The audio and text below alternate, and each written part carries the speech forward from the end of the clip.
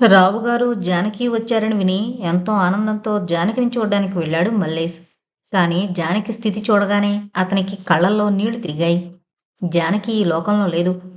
ఆవిడకు వర్తమానంతో ఏ విధమైన సంబంధమూ లేదు. అహర్నిశలు గతంలోకే జారిపోతుంది. ఆ కళ్ళు మధుర లోకాలలో తేలిపోతున్నట్లు అర్మడుపులుగా ఉంటాయి. తనలో తను నవ్వుకుంటుంది. ఉండుండి మాత్రం ఏదో భయపడినట్లు ఉలిక్కి పడుతుంది. యాంత్రికంగా కాలకృత్యాలను నిర్వహించుకుంటుంది. అంతే. ఎదుటి మనుషుల్ని గుర్తించలేదు. ఎవరు ఏం మాట్లాడినా ఆవిడ మనసుకెక్కదు. తనలో తను ఏవేవో మాట్లాడుకుంటుంది. చూడు, నన్ను వదిలి ఉండనన్నావు. ఎందుకు వెళ్ళిపోయావు? మళ్ళీ ఎప్పుడొస్తావు? నాకు తెలుసు నువ్వు వస్తావని. మాట తప్పడం నీ లక్షణం కాదు. వస్తావు. తప్పకుండా వస్తావు. ఎప్పుడు? ఎప్పుడు? ఇలా ఎవరికీ అర్థం కాని మాటలు మాట్లాడుతుంది. తన ఒక్కగానొక్క కూతురి దురవస్థ చూసి రావుగారు చాలా కుంగిపోయారు. మల్లేష్ రావుగారిని సహాయం కోరాలనుకున్నాడు. కానీ నౌకరు అతనిని రావుగారి దరిదాపులకు రానీలేదు. అసలు రావుగారిని కలుసుకోవడం సాధ్యం కాలేదు మల్లేష్కి. మల్లేష్ చాలా శ్రద్ధగా చదవసాగాడు. సహజంగా తెలివైనవాడు. దానికి తోడు పట్టుదల, శ్రద్ధ. అంచేత చదువులో బాగా రాణించగలుగుతున్నాడు. మాస్టారు డబ్బు పంపుతున్నారు. దానిని అతి జాగ్రత్తగా వాడుకుంటున్నాడు. రమేష్ కూడా తెలివైనవాడే. కానీ అతడు చదువుతో పాటు ఇతర కార్యకలాపాలు కూడా పెట్టుకున్నాడు. యువజన సంఘంలో చేరాడు. ఆ సంఘం ముఖ్య కార్యకర్తల్లో ఒకడయ్యాడు. వెనకబడిన జాతుల కోసము, బలహీన వర్గాల తరపున పనిచేయడం ఆ సంఘం ప్రధాన ఉద్దేశం. కూలీల తరపున మేనేజ్మెంట్ను ఎదుర్కొని అన్యాయాలు జరగకుండా చూడడం, అలగా జనంలో అంతటా చదువు సంస్కారాలు అభివృద్ధి పొందేలా చూడడం, ఇలాంటివన్నీ యువజన సంఘం కార్యక్రమాలు. ఇంతేగాక సంఘంలో జరిగే అన్యాయాలను బయటపెట్టడంలో కూడా యువజన సంఘం శ్రద్ధ తీసుకుంటుంది. అది ఒక పత్రిక కూడా నడుపుతుంది. దాని పేరు స్వతంత్ర దీపిక. ఏ షాపులో ఏ ఆహార పదార్థాల్లో కల్తీ ఉందో, ఏ ఏ మందుల కంపెనీలు కల్తీ మందులు అమ్ముతున్నాయో, ఎక్కడెక్కడ ఎవరెవరు ఎలాంటి అక్రమ వ్యాపారాలు చేస్తున్నారో, ఏ ఏ ఆఫీసర్లు ఏ ఏ విధానాల్లో లంచాలు పడుతున్నారో అన్నీ ఆ పత్రికల్లో వస్తాయి. యువజన సంఘ కార్యకర్తలు ఔత్సాహికులైన యువకులు, సంఘంలో అన్యాయాలను నిర్మూలించాలని కంకణం కట్టుకున్నవాళ్ళు. ముఖ్యంగా సమాజంలో ఉన్న ఆర్థిక వ్యత్యాసాలను తొలగించి అందరికీ కనీస అవసరాలు తీరేలా చూడాలని పాటుపడుతున్నవాళ్ళు. మల్లేష్ యథాలాపంగా రమేష్ని, మీ యువజన సంఘం ఏం సాధించాలనుకుంటోంది అని అడిగాడు. రమేష్ ఉత్సాహంగా తమ సంఘ ఆదర్శాలన్నీ వివరించి, నువ్వు చేరరాదు అన్నాడు మల్లేష్తో. మల్లేష్ ముఖం చిట్లించి, సారీ, నాకంత తీరుబడలేదు, నేను చదువుకోవాలి అన్నాడు. రమేష్ ఆశాభంగం పొందినట్లు, నువ్వు తప్పకుండా మాతో చేరతావని ఆశపడ్డాను అన్నాడు. మల్లేష్ ముఖం జేవురించింది. ఎందుకు? నేను కూడా కూలివాణ్ణే గనక కదూ? రమేష్ మల్లేష్ని ఆశ్చర్యంగా చూశాడు. కాదు, ఆ మాటకొస్తే మా సంఘంలో పనిచేసే వాళ్ళలో చాలామంది గొప్ప కుటుంబాల్లోని యువకులే. మంచి మానవత్వం ఉన్న వారందరూ మా సంఘానికి అండగా నిలబడలేరనే నమ్మకం నాకుంది. అంచేత నువ్వు మాతో చేరతావని అనుకున్నాను. మల్లేష్ మాట్లాడలేకపోయాడు. రమేష్ మాటలెప్పుడూ ఇంతే. మల్లేష్ అంతరాంతరాల్లో దేనినో స్పృశించి లేపుతాయి. మల్లేష్ను ముడుచుకుపోయేలా చేస్తాయి. రమేష్తో సంఘంలో చేరనని చెప్పినా, సంఘ కార్యక్రమాల్లో భాగం తీసుకోవాలని లేకపోయినా మల్లేష్లో యువజన సంఘం పట్ల ఏదో కుతూహలం పెరగసాగింది. ఒకసారి రమేష్తో, నేను మీ సంఘానికొస్తాను అన్నాడు. రమేష్ సంతోషంగా తీసుకువెళ్ళాడు. మల్లేష్, రమేష్లు సంఘానికి వెళ్ళేసరికి అక్కడ యువకులతో మాట్లాడుతూ మంత్రి జగదీష్ కూడా ఉన్నాడు. మల్లేష్ ఆశ్చర్యంగా, మంత్రి జగదీష్ అన్నాడు. రమేష్ నవ్వి, అంత ఆశ్చర్యం దేనికి? మంత్రి జగదీష్ గారు ఇందుగలడందు లేడని సందేహం లేకుండా సర్వత్రా ఉంటారు. మాతో ఉంటారు, కూలీలతో ఉంటారు, వ్యాపారస్తులతో ఉంటారు, క్లబ్బుల్లో ఉంటారు, గుళ్లలో ఉంటారు, గుడిసెల్లో ఉంటారు. ఎక్కడ చూసినా ఆశ్చర్యపడనక్కర్లేదు అన్నాడు. మల్లేష్ జగదీష్ గారిని చూస్తూ అలాగే నిలబడిపోయాడు. జగదీష్ గారి కథలింకా విచిత్రంగా చెప్పుకుంటారు. జగదీష్ తండ్రి గొప్ప వ్యాపారస్తుడు, లక్షాధికారి. కానీ జగదీష్ చిన్నప్పటి నుండే తండ్రి చెప్పు చేతుల్లో ఉండకుండా అల్లరి చిల్లరిగా తిరిగేవాడు. తండ్రి బుద్ధి చెప్పబోయినా వినిపించుకోలేదు. చివరకు తండ్రికి చెప్పకుండా జగదీష్ ఇంట్లోంచి పారిపోయాడు. దగ్గర దగ్గర 10 సంవత్సరాలు తండ్రికి దొరకకుండా తప్పించుకుని తిరిగాడు బికారిలా. చివరకు బుద్ధి తెచ్చుకుని తండ్రి దగ్గరికే చేరుకున్నాడు. కానీ అప్పటికే జగదీష్కి యాక్సిడెంట్లో 2 కళ్ళు దెబ్బతిన్నాయి. అతి దగ్గరివి తప్ప చూడలేడు. ఎండ అసలు పడదు. లావుపాటి నల్ల కళ్ళద్దాలు అతని ముఖంలో సగం భాగాన్ని కప్పేస్తూ ఉంటాయి. కంఠం కూడా దెబ్బతింది. అతని మాటలు సహజంగా పలుకుతున్నట్లుగా ఉండవు. గెడ్డాలు మీసాలతో ముఖం మాత్రం మహర్షి ముఖంలా ఉంటుంది. మిగిలిన వేషమంతా ఆధునికమే. తండ్రి పలుకుబడితో, అండదండలతో రాజకీయాల్లో చేరి త్వరలోనే మంత్రి కాగలిగాడు. మంత్రి అయిన తర్వాత రాజకీయ చరిత్రనే మార్చివేశాడు. అంతటి సమర్థుడైన మంత్రి లేడనిపించుకున్నాడు. 2 కళ్ళు కనబడి ఆ వ్యక్తి చూడలేని సంగతంటూ లేదు. జగదీష్ బయటపెట్టిన అన్యాయాలను కాదనలేక ఎంతమందో ఆఫీసర్లు చడీ చప్పుడు లేకుండా రాజీనామాలు చేశారు. జగదీష్ రుజువు చేయగలిగిన నేరాలను తప్పనిసరిగా ఒప్పుకొని ఎందరో వ్యాపారస్తులు జరిమానాలు చెల్లించుకున్నారు. మరెందరో కస్టడీలోకి తీసుకోబడ్డారు. పాంచభౌతికమైన శరీరం కంటే మనోదారుఢ్యం ఎంత గొప్పదో నిరూపించడానికి ప్రత్యక్ష నిదర్శనం జగదీష్. సాధారణంగా ఎవరైనా మంత్రి అయితే సొంతాస్తి పోగు చేసుకుంటారు. జగదీష్ అలా చేయకపోగా తన తండ్రి సంపాదించిన దానిని సహితం తన కార్యకలాపాలకు ఖర్చు పెట్టసాగాడు. కొందరు స్వార్థపరులు ద్వేషించిన మొత్తం మీద జనులందరికీ జగదీష్ పట్ల అంతులేని గౌరవాదరాలున్నాయి. రమేష్ దగ్గరగా వెళ్ళి జగదీష్తో నమస్కారమండి అన్నాడు. జగదీష్ ఆదరంగా నవ్వి రమేష్ భుజం తట్టాడు. ఇతను నా మిత్రుడు మల్లేష్ అని మల్లేష్ని పరిచయం చేశాడు. ఓహ్ అని మాత్రం అన్నాడు జగదీష్. చక్రపాణి గారి కుటుంబం ఆర్థికంగా చితికిపోయింది. సుగుణ టీచర్గా ఉద్యోగంలో జాయిన్ అయింది. సుగుణ జీతమే ఆ కుటుంబానికంతా ఆధారం. అయినా ఆ కుటుంబంలో వ్యక్తుల మనస్తత్వాల్లో మాత్రం ఏ మార్పు రాలేదు. మంచంలో పడి మూలుగుతున్న సుగుణ తల్లికి సుగుణ ఎంత సేవ చేసినా సంతృప్తి లేదు. డాక్టర్ గారు పళ్ళరసం ఇవ్వమన్నారు, బలానికి టానిక్లు ఇవ్వమన్నారు. నువ్వు ఏదీ లేకుండా 2 మాత్రలు నా మొఖాన వేసిపోతున్నావు అంది నిష్ఠూరంగా. అమ్మా, డాక్టర్లు ఎన్నైనా చెబుతారు, కానీ మన శక్తిని బట్టి మనం ఖర్చు పెట్టుకోవాలి. నీ జబ్బు ఒకనాటితో పోయేది కాదు. అంత ప్రమాదకరమైన పరిస్థితి కాదు. మనబోటి వాళ్ళం రోజు పళ్ళరసాలు తాగాలంటే కుదురుతుందా? సుగుణ తల్లి పరిస్థితిని అర్థం చేసుకోవడానికి ప్రయత్నించలేదు. నేను చచ్చిపోతున్నాను రోయ్, నన్ను నిష్కారణంగా చంపుతున్నారు రోయ్ అని శోకాలు మొదలుపెట్టింది. చక్రపాణి గారు కంగారు పడి పోనీ సుగుణ అని ఏదో అనబోతుండగా సుగుణ కల్పించుకుంది. నాన్నగారు, తాకట్టు పెట్టుకోవడానికి కానీ అమ్ముకోవడానికి కానీ మనకింకేం మిగలలేదు. మీరు ఊరుకోండి, నేను సమర్థిస్తాను అంది. చక్రపాణి గారు మరి మాట్లాడలేదు. సుగుణ అన్నలిద్దరూ యథాప్రకారం డబ్బు పంపమని ఉత్తరాలు రాశారు.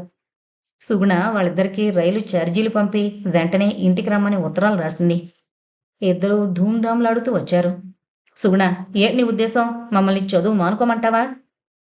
చదువుకునే వాళ్ళైతే ఏనాడో మీ చదువులు పూర్తయ్యేవి. నేను మానమని అనకుండానే ఏనాడో మీరు చదువులు మానేశారు. ఇప్పుడు నేనంటోంది ఈ నాటకాలు కట్టిపెట్టి ఏదైనా పనికొచ్చే పని చేయమని. ఏమన్నావు? పని చెయ్యాలా? ఎటూ కాకుండా చదువు మానుకుంటే కూలి పని చేసుకోవాల్సిందే. రౌడీల్లా తయారై తిరిగే కంటే అదేనా మంచిదే.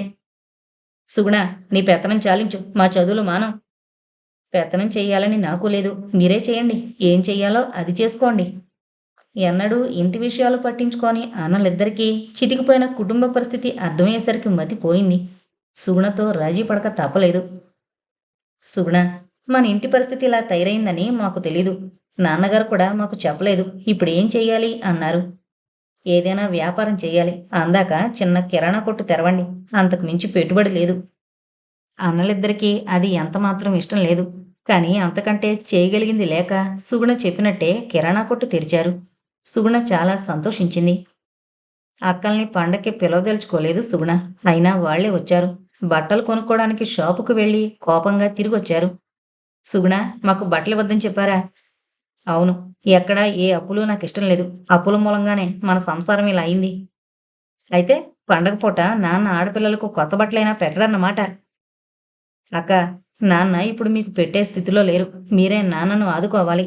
చిచ్చి, నాన్న ఆడపిల్లల సొమ్ము కాసుపడతాడా? ఆడపిల్లలంటే పుట్టింటి వారు ఏ స్థితిలో ఉన్నా ఇంకా ఇంకా దోచుకుపోవాలని చూసేవారేనా? నేను ఆడపిల్లనే. ప్రస్తుతం కుటుంబమంతా నా సంపాదన మీదనే నడుస్తోంది. అయ్యో అయ్యో, ఎంతెంత మాట్లాంటుందో. ఈ ఇంట్లో ఇంకొక క్షణం కూడా ఉండం. ఏం నాన్న, వెళ్ళిపోమంటావా? కోపంగా కన్నీళ్లతో అడిగారు.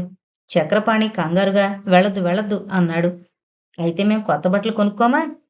తప్పకుండా కొనుక్కోండి. మా నాన్న బంగారు నాన్న. అయితే ఆ షాప్ వాడితో చెప్పు, మాకు కావలసిన బట్టలిమ్మని. అదంతా నాకు తెలీదు. సుగుణకు చెప్పండి. సుగుణ ఏం చేయమంటే అది చెయ్యండి. మీరంతా సంతోషంగా ఉండండి. అమాయకంగా నవ్వాడు. అక్కలిద్దరూ విస్తుపోయారు. తండ్రిని, సుగుణను శాపనార్థాలు పెడుతూ వెళ్ళిపోయారు. చక్రపాణి గారు బాధపడ్డారు. పర్వాలేదు నాన్న. ఒక పద్ధతికి అలవాటు పడిపోయి ఇలా గొడవ పడుతున్నారు. పరిస్థితి అర్థం చేసుకుంటే వాళ్లే దారిలోకొస్తారు అంది సుగుణ. సుగుణకు రమేష్కు పెళ్లి చేయాలని ఎప్పటినుంచో అనుకుంటుందే. చక్రపాణి గారి కుటుంబం చితికిపోయాక రమేష్ తల్లికి ఈ సంబంధం ఇష్టం లేకుండా పోయింది. చక్రపాణి గారు వెళ్ళి రమేష్ తల్లిదండ్రులతో ముహూర్తం ఎప్పుడో నిర్ణయించుకుందామని అడిగారు. రమేష్ తల్లి, దాందేముంది అన్నయ్య గారు, మీ పెద్ద కూతురిద్దరికీ 15,000 కట్నంకి ఇచ్చారుగా, సుగుణకు కూడా అలాగే ఇవ్వండి. మా రమేష్కి 50,000 వరకు ఇస్తామంటూ అనేక సంబంధాలు వస్తున్నాయి. మొదట్నుంచి అనుకున్న సంబంధం కాదనలేక 15,000కి ఒప్పుకుంటున్నాను అంది. 15,000 ఎక్కడ తేగలడు? చక్రపాణి ముఖం పాలిపోయింది. తల వంచుకుని వచ్చేశారు. రమేష్, సుగుణ ఏదో మాట్లాడుకుంటున్నారు.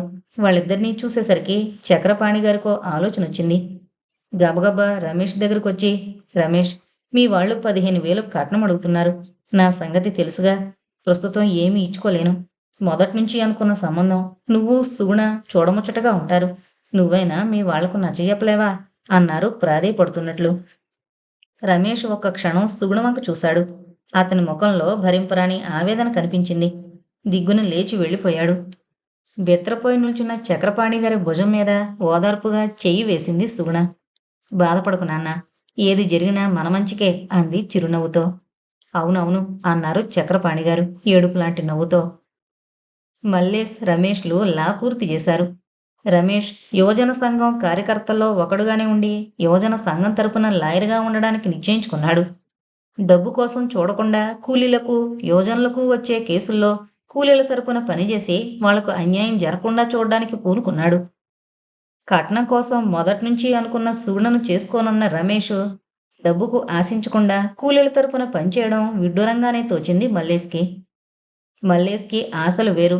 తనకు తెలివితేటలున్నాయి, సామర్థ్యం ఉంది, గొప్ప లాయర్ కాగలడు. తాను గొప్ప లాయర్నని నిరూపించుకునే అవకాశం రావాలి. ఏ రంగంలోనైనా ప్రతిదీ చాలా భాగం పేరు మీద ఆధారపడి ఉంటుంది. డబ్బు పెట్టుబడి పెట్టగలవాళ్లు సాధారణంగా పేరు ప్రఖ్యాతులున్న పెద్ద లాయర్ల దగ్గరికి వస్తారు.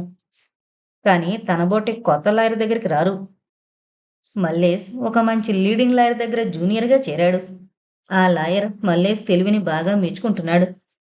అయినా తాను కలలు కనే జీవితం, చక్కని బంగళా, కారు, నౌకర్లు, అది మాత్రం అప్పటికీ సుదూరంలోనే ఉంది మల్లేష్కి. బోనస్ విషయంలో వర్కర్స్కు మేనేజ్మెంట్కి మధ్య వచ్చిన తగాదా ఒకటి మల్లేష్ దగ్గరకు వచ్చింది. మేనేజ్మెంట్ వర్కర్స్కి బోనస్ ఇస్తానని వాగ్దానం చేసింది. మేనేజర్ చదువురాని కూలీల దగ్గర నుంచి బోనస్ ఇచ్చినట్లుగా వేలిముద్రలు తీసుకున్నాడు. బోనస్ ఇవ్వలేదు, ఇచ్చేశానన్నాడు. కూలీలు గోల పెట్టారు. కేసు పెట్టాలనుకున్నారు. మల్లేష్ దగ్గరకు వచ్చారు. ఇది రుజువు చేయడం కష్టమే, కానీ అక్కడ ఒక్క సంతకం కూడా లేదు. అన్నీ వేలిముద్రలే. అందరూ ఏకగ్రీవంగా మాకు బోనస్ ముట్టలేదు అంటున్నారు. కేవలం ఈ సంఘబలమే ఆధారంగా కోర్టులో నిలబడాలి. మల్లేష్ మేనేజ్మెంట్కి లీగల్ నోటీస్ పంపించాడు. ఇలాంటి విషయాలు బయటపడి అలరైతే కంపెనీ పరువు పోతుందని మేనేజ్మెంట్ భయపడింది. ఎవరికి ఇవ్వవలసింది వాళ్ళకివ్వడానికి సిద్ధపడింది. ఇలాంటిది జరుగుతుందని ఊహించిన మల్లేష్ ముందుగానే కూలీలను హెచ్చరించాడు. ఒకసారి లీగల్గా నేను నోటీస్ పంపాక మీరు వాళ్లకు లొంగిపోకూడదు. ఇలాంటి అన్యాయాలు మళ్లీ మళ్లీ జరగకుండా కోర్టులో నిలబడాలి అని. అందరూ తల ఊపారు. కానీ డబ్బు చూసేసరికి అందరూ అన్నీ మరిచిపోయారు. మేనేజ్మెంట్ డబ్బు ఇస్తానంటోంది. ఇయ్యవలసిన దానికంటే ఇంకా ఎక్కువ ఇస్తానంటోంది. మరెందుకు తగాదా? అందరూ మల్లేష్తో సంప్రదించకుండానే డబ్బు తీసుకుని మేము కోర్టుకి రామని చెప్పేశారు. తీసుకోనిది ఒక్క చంద్రయ్య మాత్రమే. ఆ మరనాడు చంద్రయ్య దీనమైన ముఖంతో మల్లేష్ ముందు నిలబడ్డాడు. మీరు డబ్బు తీసుకోవద్దన్నారు కదయ్యా, నేను తీసుకోలే. మళ్ళా మళ్ళా ఇట్లాంటి జరగకుండా చూడాలంటే తీసుకోవద్దన్నారు. నేను వద్దన్నాను. మిగిలినోళ్ళంతా తీసుకున్నారు. నాకు ఈ కాగితం ఇచ్చి పనిలోకి రావద్దన్నారు. ఆ కాగితం తీసుకుని చదివాడు మల్లేష్. చంద్రయ్య ప్రవర్తన సరైంది కాకపోవడం వల్ల ఉద్యోగంలోంచి తీసేస్తున్నామని ఆర్డర్. చంద్రయ్య ముఖంలోని నిజాయితీని, ఆ నిజాయితీని అంటిపెట్టుకున్న దీనమైన నవ్వును చూస్తుంటే మల్లేష్ మనసు కరిగిపోయింది. చంద్రయ్య, నీకేం పర్వాలేదు, నీ తరపున నేను వాదిస్తాను అన్నాడు. చంద్రయ్య ముఖం వికసించింది. ఇది చాలా వీక్ కేసు, వదిలే అన్నాడు సీనియర్. ప్రయత్నిస్తాను సార్ అన్నాడు మల్లేష్. మల్లేష్ ఆలోచనలో పడ్డాడు. ఈ కేసు వల్ల తనకు డబ్బు రాదు, కానీ గెలిస్తే తనకు చాలా మంచి పేరు వస్తుంది. ఓడిపోయినా తననెవరూ తప్పుపట్టరు. మల్లేష్ కేసు స్టడీ చేయడం మొదలుపెట్టాడు. ఇది వరకు సంఘబలమైనా ఉండేది, ఇప్పుడు అది కూడా లేదు. ఏమైనా ఈ కేసు సాధించి తీరాలి. చంద్రయ్యను పిలిపించి వివరాలు సేకరించడం మొదలుపెట్టాడు. చంద్రయ్య చెబుతూ మధ్యలో దిగాలుగా, ఆ రాములుగాడు బోనస్ను తలచుకుంటూనే సచ్చాడయ్యా. బోనస్ వస్తే కొడుకు ఇమ్మన్నాడు. దొంగ సచ్చినోళ్ళు, సచ్చినోడు నోట్లో కూడా మన్ను కొట్టారు అన్నాడు. ఈ వార్త వినగానే హుషారొచ్చింది మల్లేష్కి. పరిశీలించాడు. వేలిముద్రలు తీసుకున్న లిస్టులో చచ్చిపోయిన రాముల పేరు కూడా ఉందని తెలుసుకున్నాడు. ఆ ఒక్క పాయింట్ ఆధారంగా చంద్రయ్యను కోర్టులో గెలిపించాడు.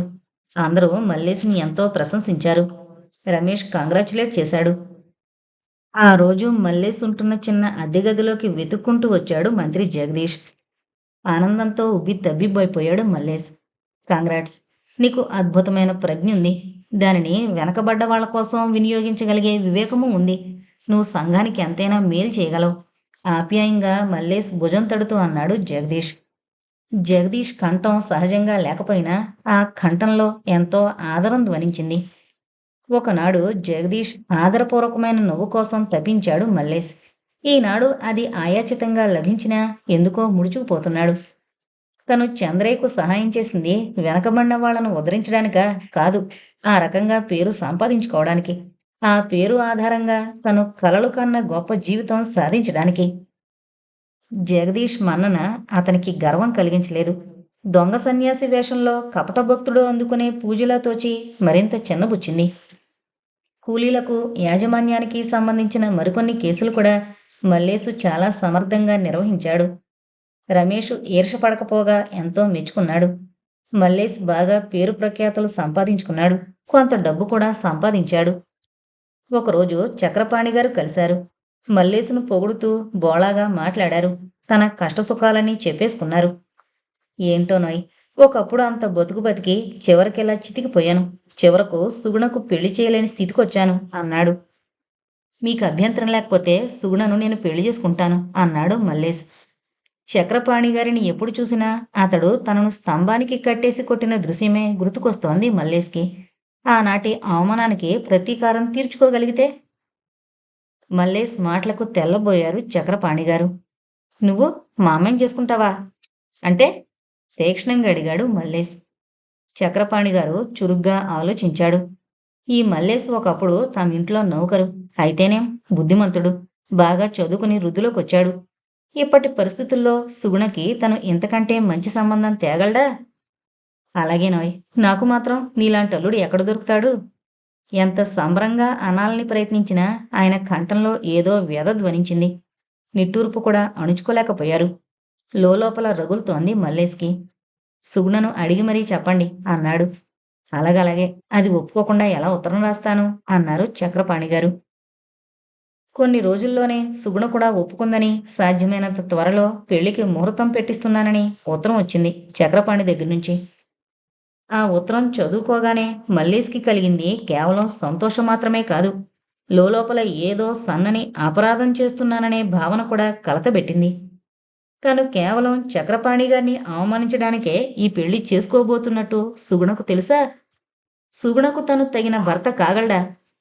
చక్రపాణి గారిని అవమానించగలడు, సరే, సుగుణను కష్టపెట్టగలడా? సుగుణ మల్లేష్లకు పెళ్లి నిశ్చయమైపోయింది. మల్లేష్ తన పెళ్లి ఏర్పాట్లు కొంత ఆడంబరంగానే చేసుకున్నాడు. తన సాటి లాయర్లందర్నీ పిలిచాడు. వాళ్లకు ప్రత్యేకం ఆధునిక పద్ధతిలో హాట్ డ్రింక్స్తో సహా పార్టీ ఏర్పాటు చేశాడు. పెళ్లికి తన బంధువులెవర్నీ మల్లేష్ పిలవలేదు. కానీ బిలబిల్లాడుతూ వచ్చిన తన వాళ్ళందరినీ చూసి నివ్వెరపోయాడు. చుట్టలు కాల్చుకుంటూ ఓలప్ప అంటే ఓలయ్యో అని కబుర్లాడుకుంటూ తినుబండారాల మీద కెగబడి అవన్నీ వాపిరిగా తినే తన బంధువులను చూసి మిగిలిన లాయర్లు వాళ్లల్లో వాళ్ళు నవ్వుకుంటూ ఉంటే అవమానంతో దహించుకుని పోయాడు.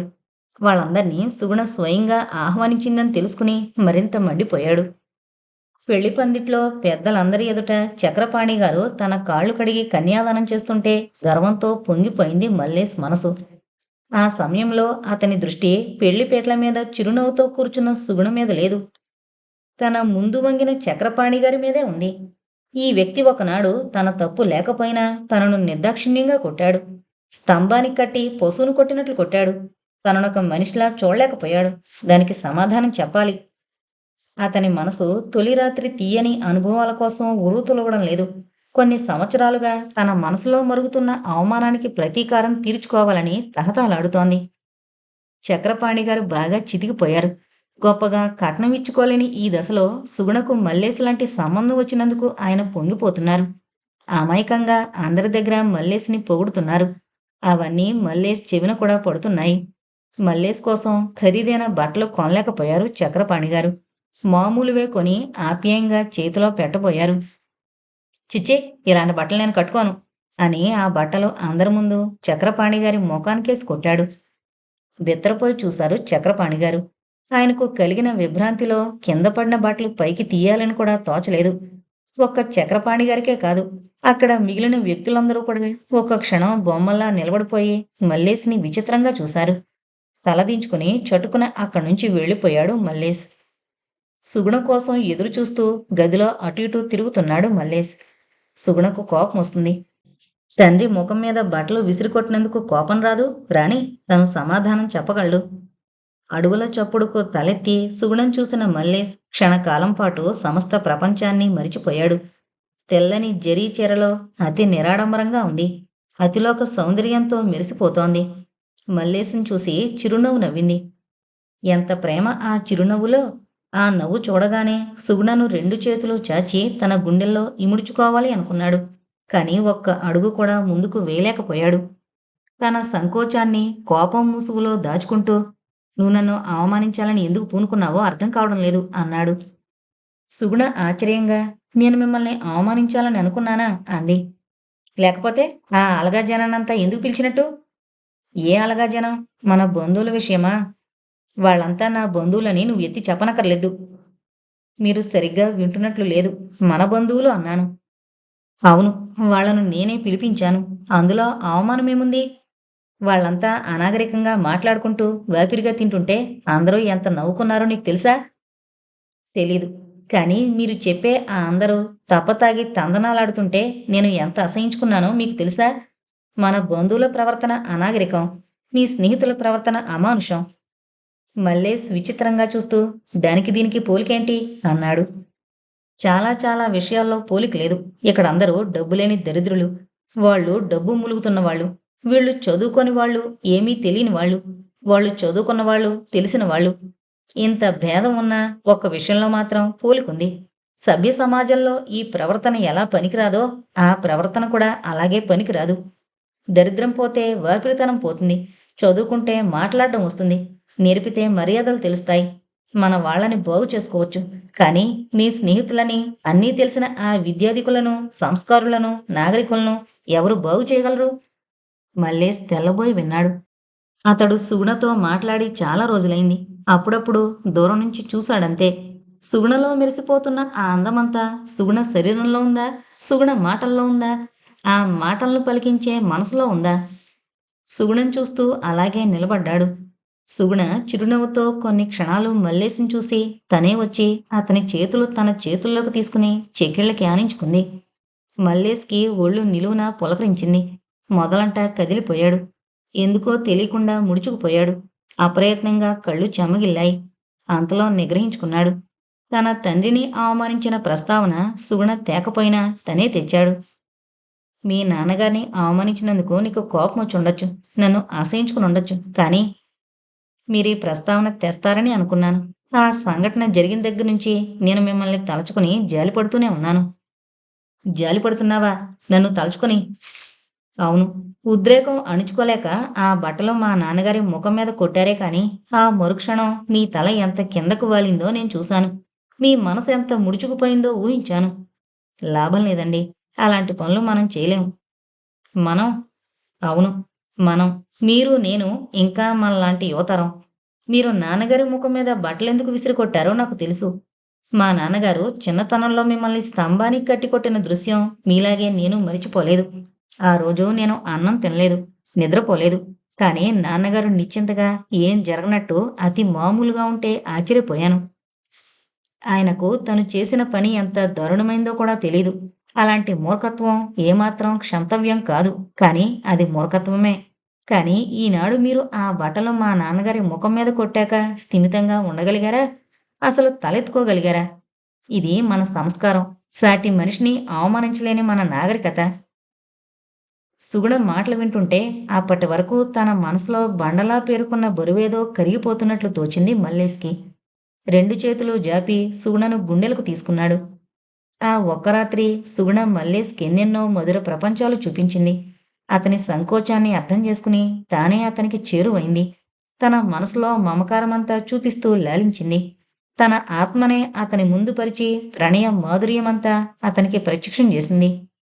సుగుణ తనను ఇంతగా ప్రేమిస్తోందా? ఇది నిజమేనా?